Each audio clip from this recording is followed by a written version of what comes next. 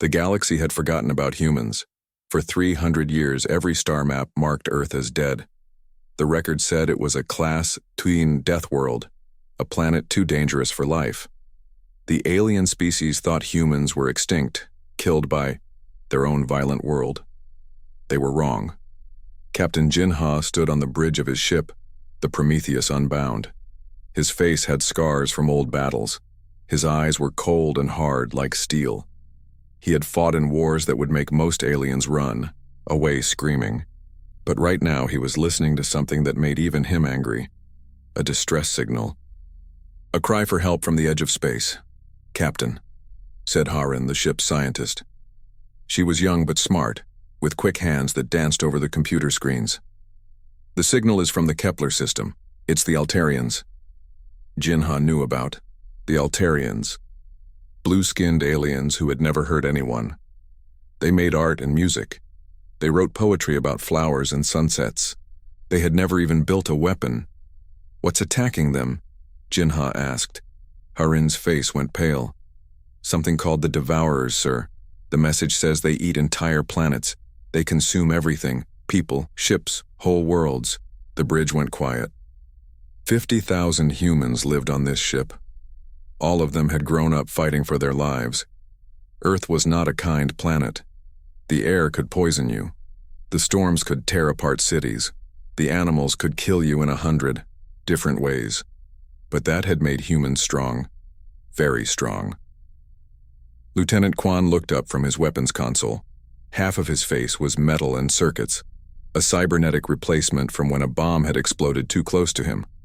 His artificial eye glowed red as it connected to the ship's computers. "Sir, I'm reading the alien databases about these Devourers," he said.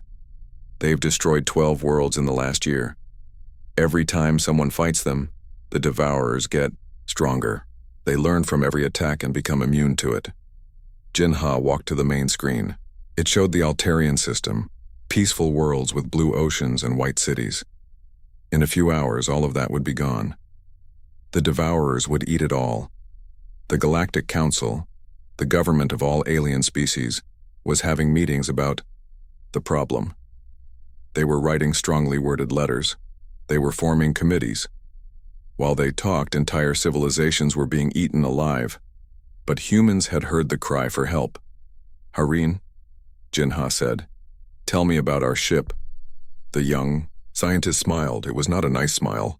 "The Prometheus Unbound is not like other ships, Captain. We built it in the asteroid belt around Earth. It has weapons that would horrify the aliens. It moves faster than anything they've ever seen.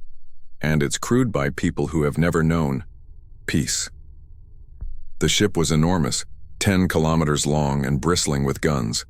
Its hull was black metal that seemed to eat light. Inside, humans worked at stations that would kill most aliens just from the radiation. The engine burned antimatter, something so dangerous that most species had banned it. But humans had learned to tame dangerous things. They had to. On Earth, everything wanted to kill you. "Show me the crew," Jinha ordered. The screens lit up with images from all over the ship. In the engine rooms, humans worked next to reactors that burned hotter than stars. In the weapons bays, soldiers loaded shells the size of small buildings. In the laboratories, scientists worked on projects that bent the laws of physics. These were not the humans the galaxy remembered. 300 years ago, humans had been curious explorers who wanted to make friends with aliens. They had been peaceful and hopeful. Then Earth had tried to kill them all. The ice ages came.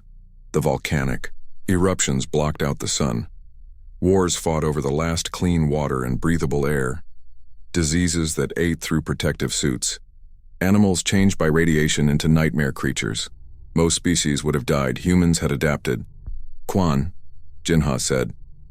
"How long to reach the Altarian system?" 6 hours at maximum speed, sir." "But Captain—" Quan hesitated. "The Devourer fleet is massive. 60 capital ships, thousands of fighters. They've consumed the military knowledge of every species they've defeated." Jinha laughed. It was a sound like grinding metal.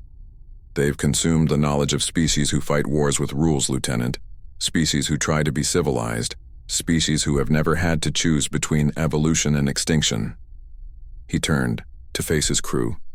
Every human on the bridge looked back at him with the same hard eyes. They were all survivors. Their parents and grandparents had been survivors.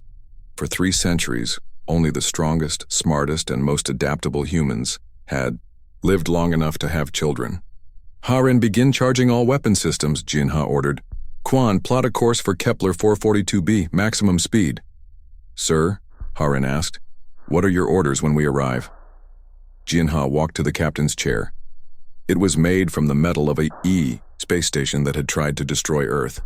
Around him, the ship hummed with barely controlled power. 50,000 humans prepared for war with the efficiency of a species that had never known peace. "The galaxy thinks we're dead," he said. "Let them keep thinking that. But when the Devourers see us coming, they'll learn what death really looks like." The Prometheus Unbound turned toward the Altarian system. Its engines lit up like a new star. Space twisted around the ship as it jumped into hyperspace, moving faster than light itself. For 300 years, the galaxy had been safe because it was peaceful, but the Devourers had changed that. Now the galaxy would learn what humans had always known, that peace was a luxury only the strong could afford, and humanity was very, very strong. As the ship raced through hyperspace, Jinha looked at the distress signal one more time. 12 billion Altarians were about to die. They were artists and dreamers who had never hurt anyone. They were crying out for someone, anyone, to save them. The galaxy's peacekeepers were having meetings. Humanity was coming to war. The Kepler system was a graveyard when the Prometheus Unbound arrived. Captain Jinha stared at the main screen. Where beautiful blue worlds had once spun in space, now only broken pieces remained. 12 billion Altarians, gone. Their cities, their art, their music, all eaten by the monsters that floated in the darkness ahead. The Devourer fleet hung in space like a disease. Their ships were black and twisted, covered in spikes and teeth. They pulsed with a sick light that made even hardened human soldiers feel cold. 60 massive warships, each one the size of a city. Around them swarmed thousands of smaller craft like insects around rotting meat. "Analysis complete, Captain," Harin said. Her voice was steady, but her hands shook as she read the data. "The Devourers aren't just killers. They're a plague. Every time they eat someone, they get stronger. Their ships literally grow by digesting matter and energy." Jinha's jaw tightened. "How many species have they consumed?" "At least 50, Harin replied. "Each time they win a battle, they absorb the technology and knowledge of their enemies. Look at this." The screen showed close-up images of the Devourer ships. Their hulls were covered in weapons from dozens of different civilizations. Plasma cannons from the Centaurians, quantum torpedoes from the Hegemony, energy shields from the Rigel colonies. "They've taken the best weapons from every species they've killed," Harin continued, "and they've made them better, stronger, more deadly." Lieutenant Quan pulled up tactical data. His cybernetic eye flashed as it processed the information. "Sir, they're not even trying to hide. Their formation is spread out for maximum feeding efficiency. They think they're safe." Jinha smiled coldly. They've never fought humans before. The galaxy's response to the Devourers had been predictable. Form committees, hold debates, send strongly worded messages, try to negotiate. The alien species had fought them like civilized beings, with honor, with rules, with mercy. That was why they had all died. Humans had learned warfare from a different teacher. Earth itself had taught them that survival meant being more ruthless than anything trying to kill you. "Activate stealth systems," Jinha ordered. The Prometheus Unbound vanished. Not invisible, something better. The ship slipped between dimensions, existing partially outside normal space. It was technology humans had developed during their civil wars, when they had hunted each other in the darkness between planets. The Devourer fleet never saw them coming. "First target acquired," Quan reported. Devourer command ship bearing 27 Mark IV. Fire. The railgun fired. It was a simple weapon, just a chunk of metal accelerated to incredible speed. But simple things could be terrifyingly effective. The projectile hit the Devourer's ship at nearly the speed of light. The alien vessel exploded like a star-going nova. Target destroyed, Quan said calmly. Moving to target 2. 2 more Devourer ships died before they even knew they were under attack. The aliens had adaptive shields and self-repairing armor, but those defenses took time to activate. The human attack was too fast, too sudden. Then the Devourers began to change. Hiron watched in horror as their ship started to shift and twist. Armor plating rearranged itself. New weapons sprouted from their hulls. Energy shields flared to life around their entire fleet. They're adapting, she said. They've seen our railguns now. They're building defenses against kinetic weapons. The next human attack struck harmlessly against energy barriers. The Devourers had learned. They always learned. But they had never fought an enemy that learned faster. Deploy the hunter-killers, Jinha ordered. Quan's fingers danced over his controls. All pods away, sir. 50 different payloads, 50 different attack vectors. The hunter-killer pods were Jinha's masterpiece. Each one was no bigger than a fighter craft, but they carried weapons that pushed the very limits of physics. While the Devourers adapted to counter railguns, the pods struck with nuclear fire. Miniature suns bloomed among the alien fleet. Ships that had survived the consumption of entire worlds were vaporized in seconds. The Devourers adapted again. Radiation shields, heat dispersal systems, nuclear-resistant armor. The next wave of pods hit them with something completely different. Nanite, swarms, microscopic robots that ate through metal faster than the aliens could repair it. The tiny machines swarmed over Devourer hulls, consuming everything they touched. Entire ships began to dissolve like sugar in acid. The aliens adapted. Anti-nanite fields, electromagnetic pulses, molecular reconstruction beams. The third wave used gravity weapons. Artificial black holes appeared inside Devourer ships. The aliens' own mass was turned against them as their vessels collapsed inward, crushed by forces beyond imagination. More adaptations. Gravity nullifiers, dimensional anchors, space-time stabilizers. The fourth wave attacked with temporal weapons that aged their targets to dust in seconds. The fifth wave used quantum cascade reactions that unraveled matter at the subatomic level, the Yao. Sixth wave employed weapons that existed partially outside reality itself. Each time the Devourers adapted to one attack, 10 more struck from completely different angles. This was humanity's greatest strength, not any single weapon or tactic, but their ability to think of new ways to kill things faster than their enemies could learn to survive. The battle raged for 18 hours.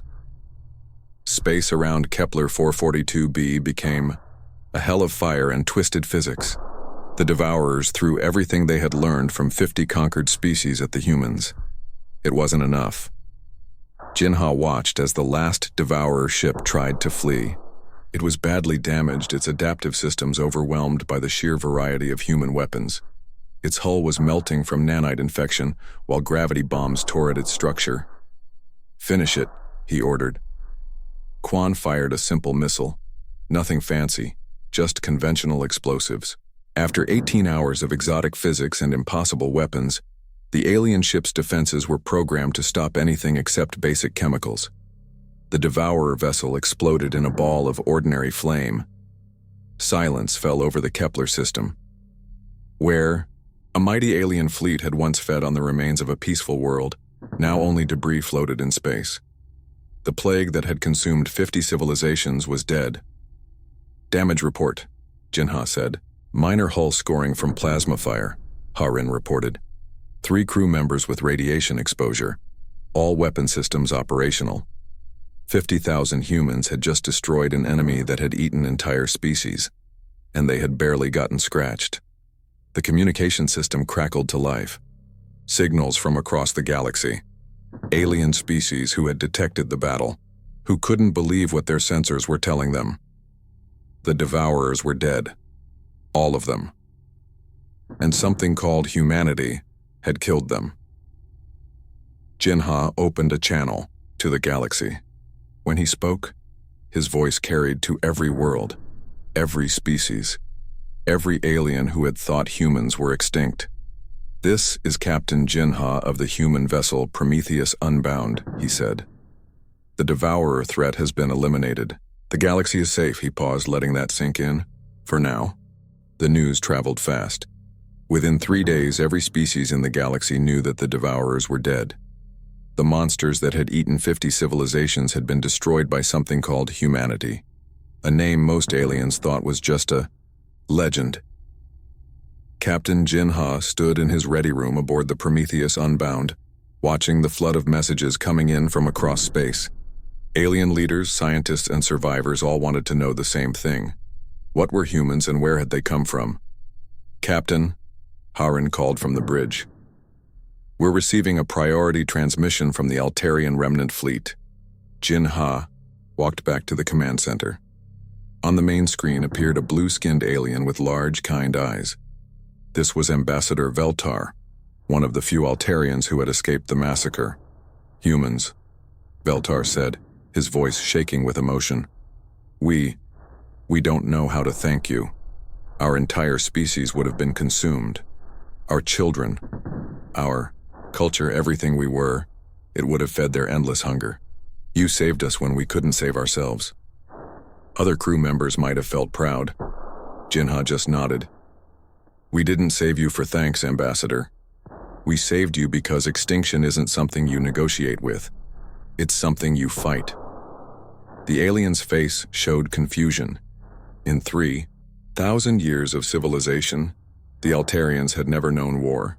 They solved problems with discussion and art. The idea of fighting to the death was alien to them, but it wasn't alien to humans. More messages came in. The Galactic Council, the government that ruled most of the galaxy, wanted to meet with humanity. They were scared.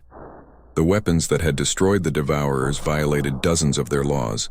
Antimatter engines, gravity bombs, temporal weapons, all banned by civilized species. "Harin," Jinha said, "prepare a briefing for the council. They need to understand what we are." The young scientist nodded. She had been working on this for days. How to explain humanity to aliens who had lived in peace for centuries. The council meeting was held in holographic space. Representatives from 200 species appeared as glowing images around a virtual table.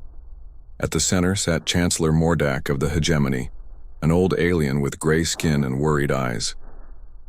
"Humans," the Chancellor began carefully, "we are grateful for your intervention against the Devourers. But we must discuss your methods, the weapons you used, the tactics you employed. They violate the most basic principles of civilized warfare."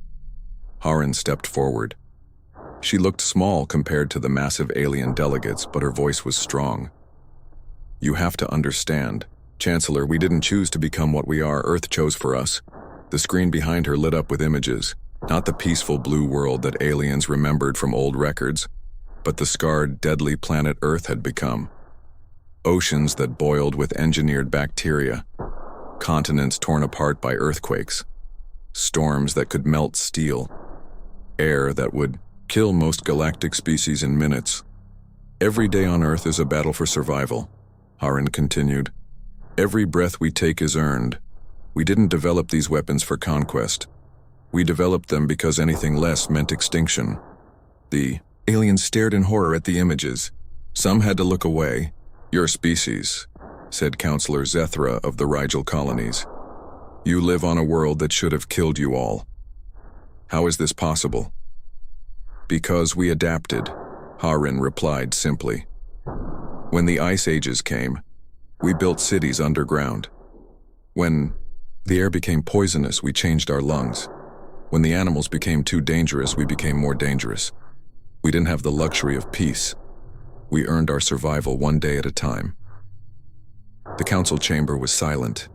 These aliens had built their civilizations on garden worlds with gentle weather and friendly animals. They had never faced true extinction. "But surely," Chancellor Mordak said slowly, "your people must desire peace now that the immediate threat is gone." Jinha's laughter was cold. "Peace? Chancellor? There are 17 more Devourer fleets moving through the Outer Rim.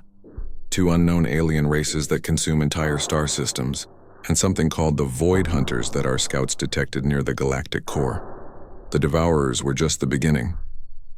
The aliens looked shocked. Their intelligence networks had missed all of this. They were too focused on their inner worlds, their comfortable civilizations, their peaceful debates. But humans had been watching, always watching. Lieutenant Quan stepped forward, his cybernetic eye glowing. Sirs, while you were forming committees to discuss the Devourer threat, we were tracking 15 other extinction-level dangers, species that make the Devourers look friendly. Impossible, said Counselor Bricks of the Core Worlds. Our sensors would have detected them. Your sensors look for things you understand, Quan replied.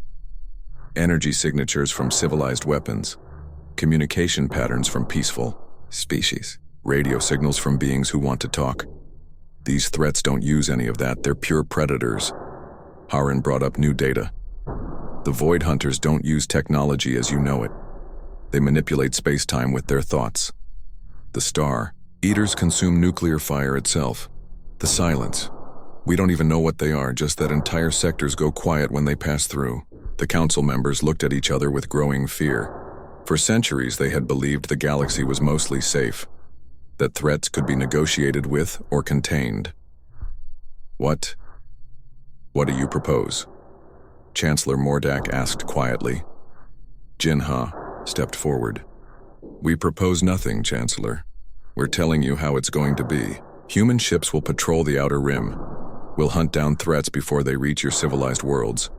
We'll do the dirty work that needs doing. And in return? The Chancellor asked. In return, you leave us alone. No treaties, no laws about what weapons we can build. No committees telling us how to fight. When something threatens the galaxy, you call us. We'll handle it, the alien leaders whispered among themselves. Some were angry at humanity's demands. Others were terrified of refusing. The Devourers destroyed 50 species in 1 year, Haran added quietly. How many of your worlds could you have saved if we hadn't been there? The answer was obvious. None. Very well, Chancellor Mordak said finally. The Council accepts Hure's arrangement, but we must ask, how many ships do you have? How many humans are there? Jinha smiled. It was not a reassuring expression. Enough. The truth was more frightening than any number. Earth hadn't just survived its deadly evolution, it had thrived. 10 billion humans now lived in the Sol system, each one a survivor, each one adapted to violence and danger in ways that would give these peaceful aliens nightmares. And they were all building ships. As the council meeting ended, Haran received a priority message. Her face went pale as she read it. Captain, she said urgently, we're detecting massive energy signatures near the Vega system. Something big is coming out of hyperspace. Jinha turned to his crew. All hands to battle stations. Signal the fleet. We have more hunting to do. The aliens had learned that humanity was alive. Now they would learn what humans did to things that threatened their galaxy. The galaxy's peace was over. The age of human protection had begun, and extinction itself would learn to be afraid. 6 months later, the Devourer plague was extinct, not stopped, not contained, not negotiated with, completely and utterly destroyed. Captain Jinha stood on the bridge of the Prometheus Unbound, watching the final battle unfold in the Vega system. Around him, a fleet of human ships moved through space like wolves hunting prey. Each vessel was different, built for a specific kind of destruction. Ships that fought with antimatter, vessels that bent space and time, craft that existed partially outside reality itself. The last Devourer hive ships had gathered here, believing they had finally adapted enough to survive humanity's attacks. They had consumed the military knowledge of 70 species now. They had grown larger, stronger, more deadly than ever before. They were about to learn that humans had barely started trying. Final analysis complete, Captain, Haran reported from her station. She had spent months studying the Devourers, mapping every adaptation, every evolution, every desperate attempt at survival. They've incorporated defensive systems from every Species they've consumed. They're as ready for us as they'll ever be. Lieutenant Quan's cybernetic eye flashed as he processed targeting data. His artificial parts had been upgraded 4 times during the campaign, each improvement making him more deadly. All human ships report ready, sir. The Devourers have deployed every adaptation they've learned, every weapon system they've stolen, every defense they've built. The alien fleet was massive, 200 ships, each one the size of a small moon. They pulsed with stolen technology from dozens of civilizations, energy shields that could stop stars, weapons that could crack planets, armor that could regenerate from almost any damage. Jinha smiled coldly. Then let's show them what 3 centuries of survival has taught us about ending threats permanently. The battle lasted 17 minutes. When it was over, the Devourer species was extinct. Not one ship remained, not one creature survived. The galaxy's greatest nightmare had been ended not by negotiation or containment, but by the simple, brutal fact of complete annihilation. The human fleet hung in space, barely scratched. Around them floated the quantum foam that had once been the most dangerous predators in the galaxy. All targets eliminated, Quan reported calmly. No survivors detected. Haran checked her readings twice. Confirmed, Captain. The Devourer species is gone. Permanently. The silence that followed was broken by incoming transmissions from across the galaxy. Every species, every world, every station was trying to contact the human fleet. The impossible had happened again. The creatures that had consumed 100 civilizations were dead, and humanity had killed them in less than 20 minutes. The Galactic Council convened an emergency session within hours. This time there was no debate about humanity's methods, no discussion of violations of civilized warfare. The 200 species that made up galactic civilization had one simple question. What did humans want? Chancellor Mordak's image appeared on the main screen of the Prometheus Unbound. The old alien looked tired and afraid. Captain Jinha, he said carefully, We need to discuss the future. The future is simple, Chancellor, Jinha replied. The galaxy is safe because we made it safe. It will stay safe because we'll keep it that way. But at what cost? Asked Counselor Zethra. Your species has weapons that could destroy entire star systems. Technology that violates the laws of physics. Ships that exist partially outside normal space-time. How do we know you won't turn those weapons on us? Jinha's laugh was harsh. Because, Counselor, we don't want to rule you. We want to protect you. There's a difference. Haran stepped forward, her voice gentle but firm. You have to understand something about humans. We don't fight for conquest or glory or power. We fight because the alternative is extinction. And we've decided that extinction, of any species, is unacceptable. She brought up displays showing the galaxy's outer rim.